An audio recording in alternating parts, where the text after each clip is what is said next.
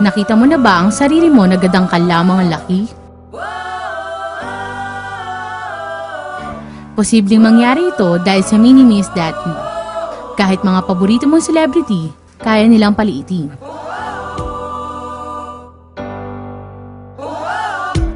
Ang Mini-Me ay caricature statues na sinasabing maliit na ikaw.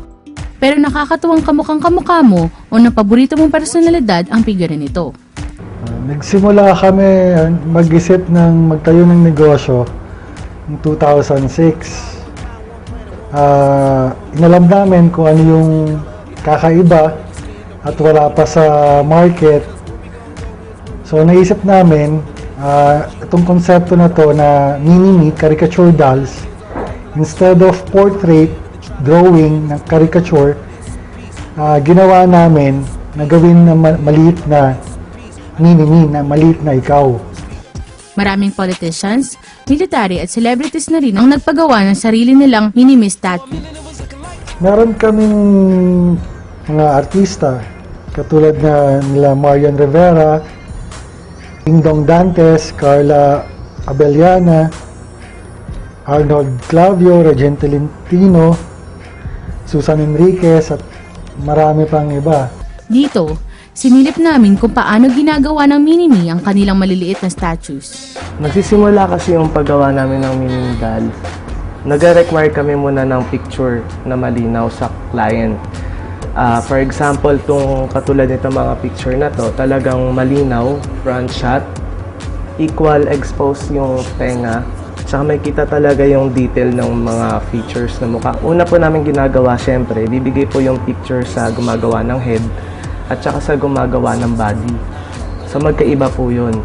Bali yung gumagawa po ng head, nag-i-start po sila sa sphere, yun po yung pinaka-foundation. And then mano-mano lang po yung paggawa, ginagamit lang po namin stick. Tapos sariling diskarte na rin po ng artist, kahit na yung picture nga po na required namin is front shot. Kami na po yung bahalang mag-isip kung anong itsura nun, side view, tsaka back view. And then after po nung head, na matapos, wala pa po siyang detail katulad po nito. Bibigay po namin sila sa mga detailing artist. Sila naman po yung lalagay ng detail ng mga mata, buhok, pilik mata, kilay, lips, ngipin. Yun po. Tapos iinitin po siya. Every process, ino-oven po namin lagi. Estimated po namin is mga 10 to 15 minutes at a minimum temperature. Tapos sa body naman po, ganun din. Gumagawa din po muna sila ng foundation. Depende po kung ano yung position or gesture ng body.